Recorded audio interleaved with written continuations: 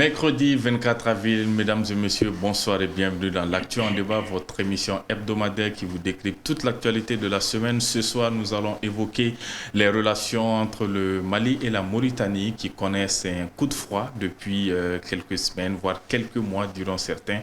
Ensuite, nous allons parler de cette situation dans les hôpitaux maliens qui a été dénoncée notamment par une tierce personne et qui a eu un écho considérable depuis la semaine dernière avec moi sur ce plateau pour évoquer ces deux grands thèmes. Monsieur Mokhtar Sow, directeur de publication du journal Malikile. Bonsoir, Monsieur Sow. Bonsoir, Monsieur Haïdara. Merci d'avoir accepté notre invitation. C'est moi qui vous remercie pour l'invitation. Et un autre habitué, Monsieur Laya Diarra du Soir de Bamako. Bonsoir, Monsieur Diarra. Bonsoir, Monsieur Haïdara. Merci également d'avoir accepté notre invitation. C'est un plaisir pour moi de venir sur ce plateau. Merci. Une fois n'est pas coutume, d'habitude je commence avec l'invité qui est à ma gauche. Cette fois-ci, je vais commencer par l'invité qui est à ma droite, Monsieur Diarra. Mali, Mauritanie, il semble qu'il y ait de l'eau dans le gaz entre les deux voisins. On a vu le week-end dernier, il y a eu une visite du ministre de la Défense mauritanien ici au Mali qui a rencontré le président de la transition qui était porteur des messages de son président Cheikh Ould Ghazouani. On a vu dans le communiqué de la présidence du Mali, on a parlé de liens fraternels. C'était assez light. Mais derrière, il semble qu'il y ait des tensions entre les deux pays, notamment sur fond de Mauritaniens qui seraient assassinés sur le territoire malien. Quel est votre avis sur toute cette affaire qui met un coup de froid dans les relations? Merci, M. Haïdara. Vous l'avez dit, quand l'émissaire du président mauritanien est venu, je crois qu'un problème entre deux États se gère toujours de façon diplomatique. Quelle que soit l'ampleur du problème, moi je crois que c'est la méthode diplomatique, c'est le discours diplomatique ici pour la résolution du problème. Et avant même la venue du ministre mauritanien, je crois que le ministre des Affaires étrangères et le ministre des anciens combattants de la Défense, le Camara, étaient en knock-shot. Et on apprend parce qu'à travers des médias, on a appris que l'ambassadeur du Mali à Nouakchott, Mohamed Dibassi, a été convoqué par le ministre des Affaires étrangères de Mauritanie. Et c'était un signe de protestation contre certains traitements que des citoyens mauritaniens auraient subis, en tout cas sur le territoire malien. Et je crois que c'est dans la foulée que la délégation malienne est partie, c'est-à-dire que les deux ministres étaient à Nouakchott. Et les choses ont tourné autrement, même si quand bien même on n'était pas, les citoyens n'étaient pas informés de ce qui se passe. C'est que les relations ont connu quand même une friction et c'est ce qui justifie l'arrivée du ministre de la Défense, Bouhama Ould Mohamed, qui était ici, qui s'est dit porteur de message du président mauritanien à son homologue, le président de la transition, chef de l'État, le colonel Assimi Goïta. C'est vrai, il y a des problèmes. On assiste quand même parce qu'il y a des bruits de bottes au niveau de la frontière, parce que vous savez que le Mali partage vraiment beaucoup de kilomètres avec ce pays, qui s'étend de la région de Caille jusqu'à Tombouctou. La Mauritanie, on laissait faire frontière avec Caille, la région de Caille, avec la région de Ségou, avec la région de Koulikoro et avec la région de Tombouctou. Bon, des choses se passent quand même à la frontière. Vous savez, nous sommes confrontés à une situation d'insécurité. Et nous savons qu'il y a des infiltrations. Souvent, les agresseurs viennent de la Mauritanie. C'est connu de tout le monde. Ça n'a pas commencé aujourd'hui. Ça ne date pas de maintenant. Et vous savez que la forêt de Ouagadougou, qui est aussi à cheval entre le Mali et la Mauritanie, est un sanctuaire de la nébuleuse des bandits. Et donc, il y a véritablement problème. Mais ça se gère parce que c'est au niveau État. Donc c'est la diplomatie qui prévoit. Donc, et le propos tenu par l'ambassadeur, qui était le chef de la délégation qui était venu, il ne pouvait en être autrement que le discours de diplomatie. Et c'est comme ça que ça se gère, quoi. La diplomatie, c'est comme ça que ça se gère. Est-ce que vous estimez que les différentes délégations qui sont rendues dans les pays, d'abord délégation malienne en Mauritanie, ensuite une délégation mauritanienne ici, peuvent désamorcer cette crise entre les deux voisins? Oui, je crois que la crise, pour moi, je crois que c'est désamorcé parce que et l'initiative malienne qui a consisté à donner des explications beaucoup plus détaillées aux autorités mauritaniennes. Et puis, le manque, je pense qu'il y a eu un manque de communication côté Mauritanie pour le cas de leur présence militaire sur le territoire malien. Parce qu'il y a quand même les propos du Premier ministre Choguel que je souhaite répéter, c'est que le Mali, avant cette transition-là, le territoire était à la portée de tout le monde. Les gens pouvaient venir, partir comme ils veulent, sans souffrir quelque contrôle que ce soit. Mais ce n'est plus possible maintenant. La sécurité malienne a changé de main et le niveau de sécurité est beaucoup plus rassurant aujourd'hui qu'avant, même si jusqu'à présent il y a des choses à faire. Mais on ne peut plus venir au Mali et puis partir ou bien traverser le pays comme si on était dans notre champ. Je crois que c'est ces malentendus-là qui a dû se passer entre le Mali et la Mauritanie. Et nos autorités militaires ont réagi et il fallait trouver une formule pour expliquer à la Mauritanie que les données ont changé premièrement, deuxièmement, et que, il faut trouver une formule pour passer beaucoup plus de communication entre les deux pays. Et je crois que le message a été entendu au regard de la sortie du ministre de l'arrivée du ministre de la Défense mauritanienne chez le président malien. Et à sa sortie d'audience, le message qu'il a passé, c'est qu'il y a eu une sortie de crise. Alors, il y a aussi le contexte qu'il faut rappeler, puisque début avril, il y a plusieurs informations qui ont fait état de membres du CSP qui voulaient s'attaquer à des Famas dans la zone de Nara et qui seraient venus de la Mauritanie pour cela. Il y aurait eu des combats entre eux et le JNIM, donc ce qui ne les a pas permis de s'attaquer aux Famas. Donc, il y a ce contexte-là et apparemment, il y aurait eu une riposte malienne derrière. Donc, ce qui fait qu'il y a toujours ces frictions-là où il y a eu on va dire, cet incident-là avec la Mauritanie. Bon, tu sais, à la frontière Mauritanie-Mali, vous savez qu'il y a généralement des escarmouches. Bon, c'est lié à la porosité, en tout cas, de cette partie des territoires. Et aussi, il ne faut pas se le cacher. La Mauritanie, quand même, a toujours servi de pays qui a servi de repli pour les agresseurs du Mali. Et toutes les rébellions auxquelles nous avons assisté, la Mauritanie, c'est connu de tout le monde, ce n'est pas un secret, a offert du gîte à ces rebelles. Ça fait plusieurs années aujourd'hui la donne a changé parce que ce qu'on pouvait se permettre hier, aujourd'hui, avec le dispositif de sécurité mis en place, moi je crois que ce n'est plus possible. Et il est arrivé des fois où on voit des Mauritaniens pénétrer sur le sol malien, se promener comme sur un territoire conquis et retourner sans s'inquiéter. Et je crois que cela n'est plus possible. Cela n'est plus possible. Et combien de fois aussi il y a eu des confrontations, des affrontements, où c'est entre forces armées régulières du Mali et des gens venant de la Mauritanie, où c'est entre population civile, même, c'est-à-dire les agresseurs, ils viennent, ils s'attaquent à des pauvres citoyens, à des pauvres civils sans moyens de défense et se replier vers la Mauritanie. Et c'est des pratiques qui ont existé et je crois que c'est tout ce qui est en train d'être pris parce que le dispositif en place ne favorise pas cela. Et je crois que de l'autre côté, c'est compris.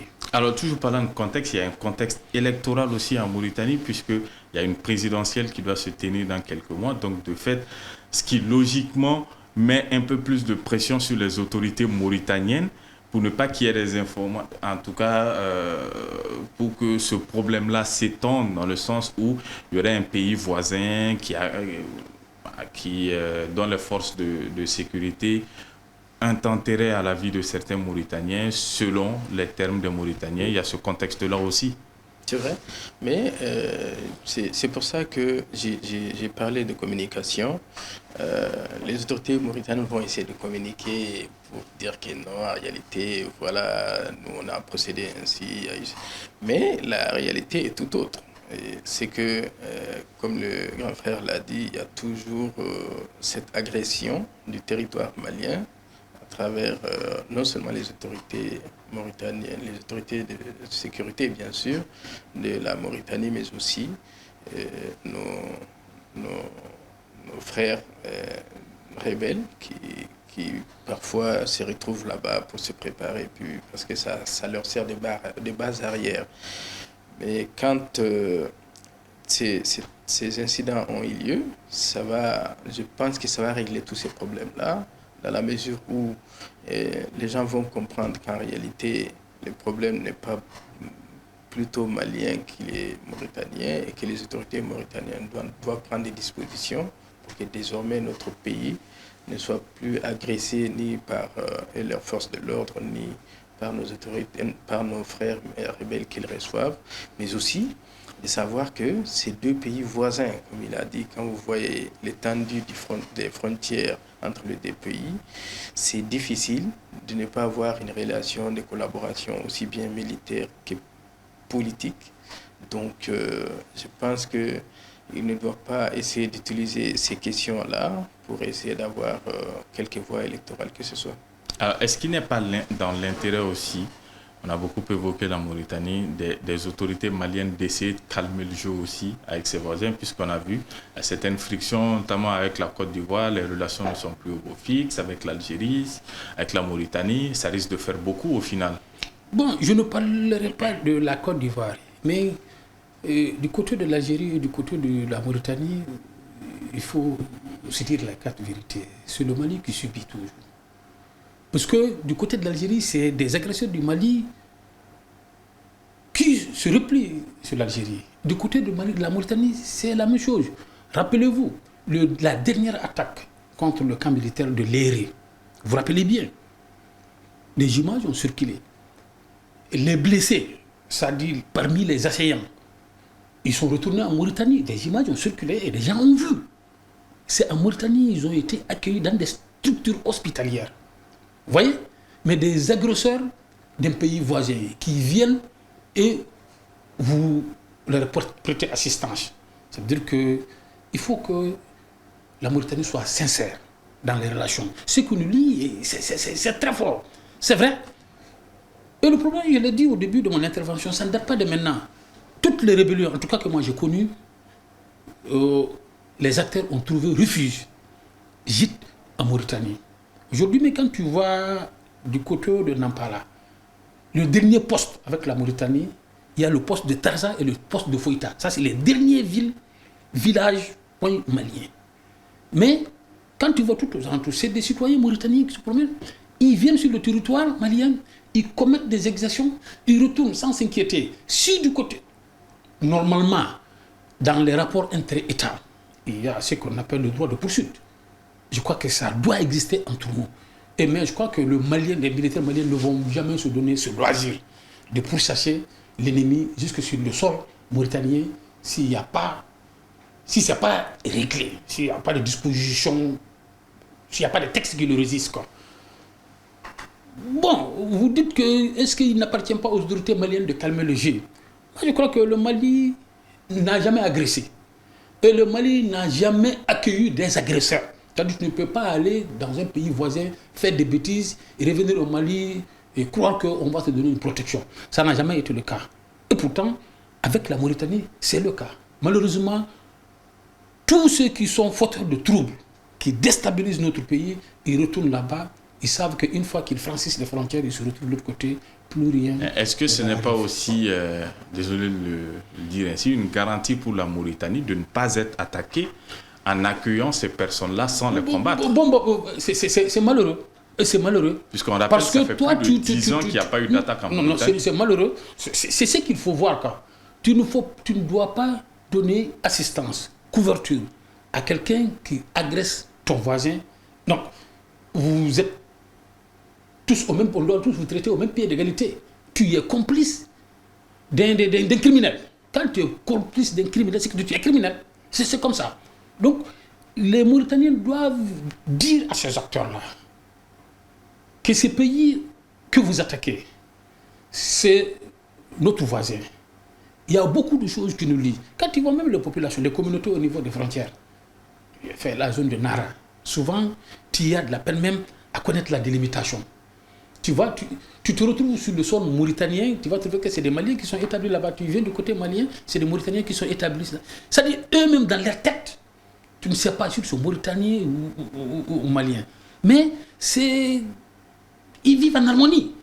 Mais quand des groupuscules viennent à perturber cette harmonie, cette cohésion entre les populations, moi je crois qu'il faut que les États prennent les responsabilités pour essayer d'arrêter ça. Et c'est ce que la Mauritanie doit faire. Est-ce que vous êtes d'accord? Est-ce que dans la dynamique des États, ce n'est pas mon intérêt d'abord, ma sécurité d'abord finalement? C'est toujours ça. Déjà, il y a un premier problème. C'est ce que vous avez demandé si l'État malien n'avait pas intérêt à... Je crois que oui, mais dans le sens où vous avez exprimé l'idée, c'est que ce n'est pas bon pour nous en ce moment d'avoir d'autres ennemis en plus de cet arsenal d'ennemis que nous avons, ou adversaires si vous voulez, je ne sais pas quel est le terme approprié, mais je pense qu'il faut aller doucement, il faut essayer d'apaiser avec ce que nous avons pour le moment en attendant d'avoir un retour de paix entre nous et les autres qui nous sont un peu éloignés en ce moment-là. Et je pense que le Mali est allé dans ce sens-là, parce que le Mali dit non, je ne suis pas d'accord d'être à la merci de qui que ce soit qui vienne sur mon territoire faire ce qu'il veut et puis repartir, ça ne se reproduira plus, mais je tiens toujours à mes relations fraternelles avec mes voisins. Je pense que c'est ce qui s'est passé. Et en ce qui concerne la question de savoir si la question m'a un peu échappé, mais en fait, en ce qui concerne ce qu'il a dit, par exemple, les frontières et les relations et tout, effectivement, c'est comme ça. Donc, au regard de tout ça, on ne peut pas laisser nos parents à la merci de l'autre. Maintenant, si les États, par exemple la Mauritanie, donnent gîte et couverture à ces gens-là, ils doivent faire attention. Parce que si aujourd'hui ils sont avec eux, demain ils peuvent être contre eux. Je pense que la même chose a dû se passer dans l'affaire de la Libye et puis même avec l'Algérie. C'est pratiquement, nous subissons la crise algérienne ici, dans le cadre de la crise du Nord et tout. Donc il faut faire extrêmement attention. Je pense qu'un État doit s'assumer, combattre ces gens des malfaiteurs, parce que ça peut être des terroristes comme ça peut être des irrédentistes.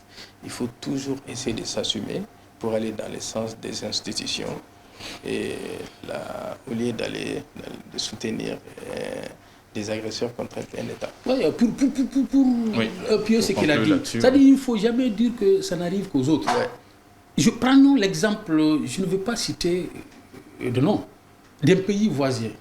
Vous voulez dire le Burkina? Si vous voulez, hein, qui a quand même abrité des rebelles, des chefs rebelles. Et aujourd'hui, ce pays se retrouve dans la même situation, pire que le Mali. Ouais. Tu vois, donc il ne faut jamais se dire que ça n'arrive qu'aux autres, quoi. Très bien. Alors, ça n'arrive pas qu'aux autres. En effet, c'est ce qui va nous amener vers le deuxième thème de la soirée. La vidéo a fait le tour des réseaux sociaux il y a quelques jours. C'était le témoignage d'une dame en pleurs, d'une maman qui dit avoir fait le tour des hôpitaux avec son enfant qui avait une maladie cardiaque, des difficultés respiratoires. Et à chaque fois, c'était la même réponse. On n'a pas d'électricité. On n'a pas d'oxygène pour l'enfant jusqu'à ce qu'elle fasse appel à une personnalité, comme elle le dit, mais finalement, l'enfant a perdu la vie. Donc, on a vu, suite à cette vidéo, qu'il y a eu un communiqué de la part des autorités pour demander à ce qu'une diligence soit faite dans la prise en charge des différents patients, puisqu'il y a eu beaucoup de plaintes, même si c'est vrai que celle-ci a eu un écho médiatique. Monsieur Sow, quels sont les problèmes que vous avez relevés peut-être en regardant cette vidéo? Que mieux vaut ne pas être tombé malade au Mali. C'est la seule solution, quoi. Parce que tout ce qu'elle a dit, en réalité, c'est le quotidien de tous les Maliens, de tous les patients. C'est pas au niveau d'une seule structure hospitalière. Hein. Et en réalité, il n'y a pas de... il n'y a pas de prise en charge réelle, pas des patients, hein, des structures hospitalières.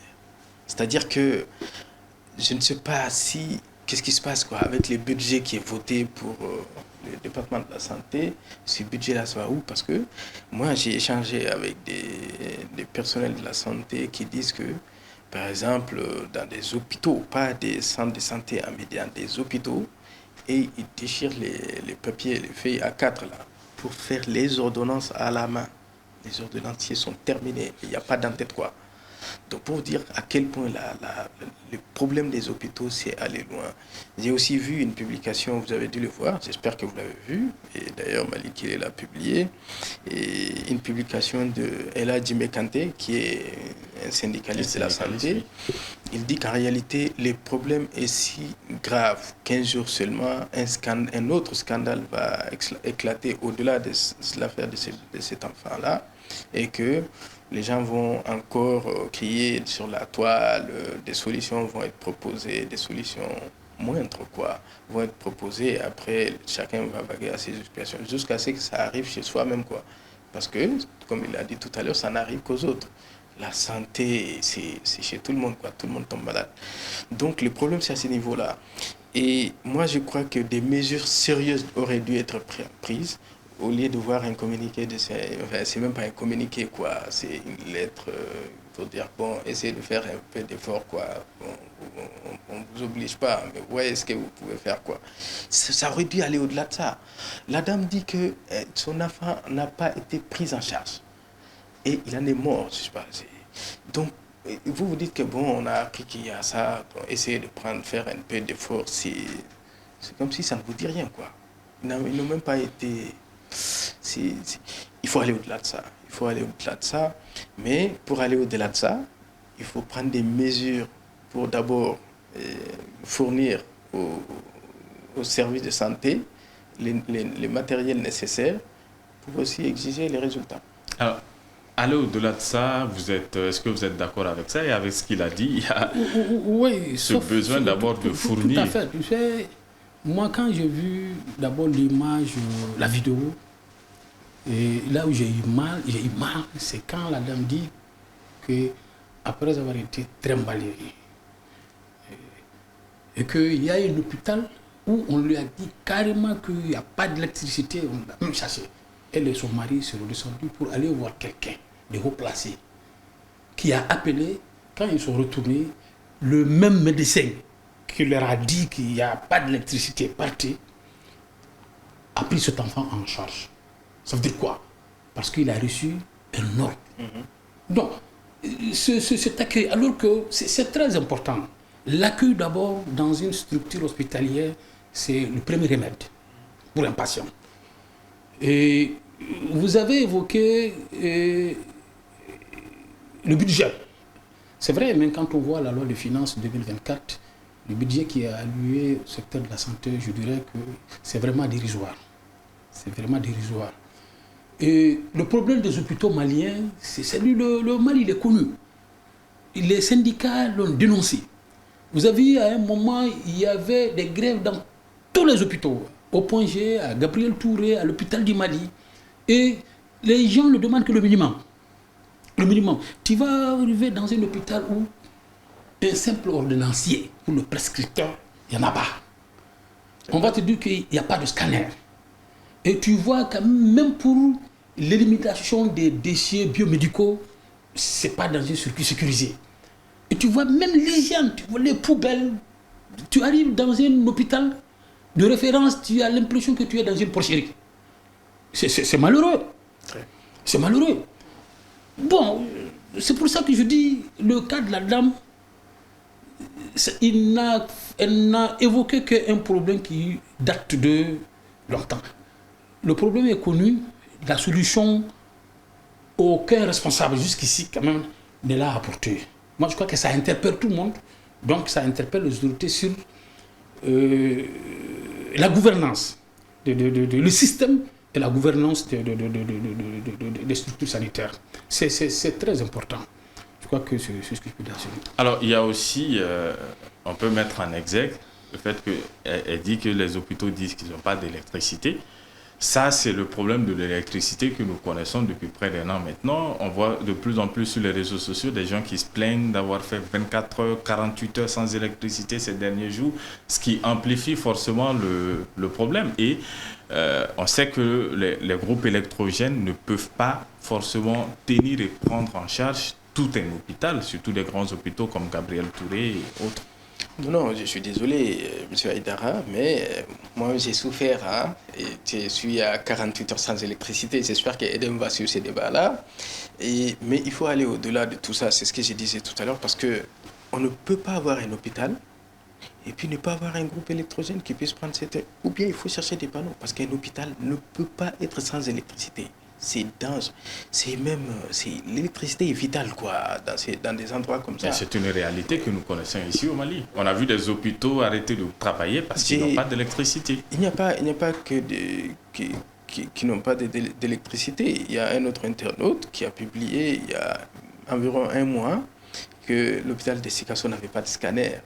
Et il a été obligé de faire la capture et remettre pour dire que je suis désolé de revenir parce que le problème n'est toujours pas réglé. Donc j'ai republié mon post du mois dernier que jusqu'à présent l'hôpital de Sikasso n'a pas de scanner. En réalité, on est d'accord que les hôpitaux, les structures sanitaires n'ont pas l'équipement nécessaire pour faire face aux besoins de traitement des malades. C'est ce qui fait que des patients. C'est ce qui fait que j'ai dit que les mesures doivent être prises d'abord. La priorité, ça doit être ça, c'est-à-dire prendre des dispositions pour que les hôpitaux puissent avoir les moyens nécessaires pour faire face aux patients qui leur viennent. Maintenant, quand vous voyez que ce soit une réalité aujourd'hui des problèmes d'électricité, je ne pense pas que les problèmes d'électricité doivent se sentir au même niveau que nous autres citoyens lambda, qui est dans les hôpitaux. Parce que, comme je vous ai dit, il y a des patients qui ont besoin d'oxygène, comme le cas de la peau d'âme. Il y a des patients qui ont besoin de faire des opérations chirurgicales. Il n'y a pas d'électricité, ce n'est pas possible. Il y a des patients qui ont besoin de médicaments qui doivent être dans une température qui nécessite l'électricité. Tout ça, c'est au niveau des hôpitaux. J'ai aussi vu, je ne sais pas si vous l'avez vu aussi, un communiqué du centre de transfusion sanguine. Ils ont des sérieux problèmes à cause des problèmes d'électricité. Donc, l'électricité ne doit pas manquer à ces niveaux-là, au niveau des structures sanitaires. Dès que ça arrive, ça va causer un drame. Très bien. C'est clair. Mais même au-delà de ça, ce problème, il faut le voir à deux niveaux. Parce que on parle du cas de cette dame et l'argument, c'est le manque d'électricité. Mais les problèmes ont toujours existé dans les structures sanitaires du Mali. Et les populations, les usagers ont toujours dénoncé. Il faut aussi dénoncer des fois le comportement des agents, c'est-à-dire les acteurs de la santé.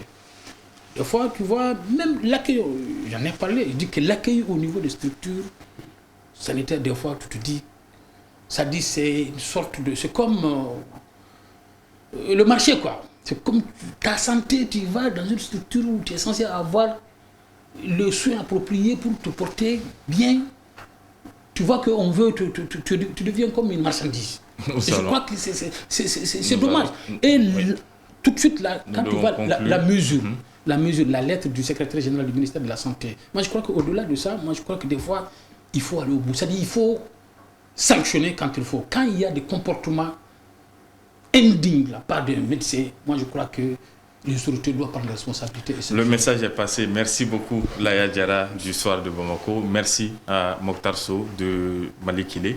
Merci à vous très chers téléspectateurs de nous avoir suivis. Ce fut un plaisir comme toujours. À mercredi prochain. Inch'Allah, d'ici là, prenez soin de vous.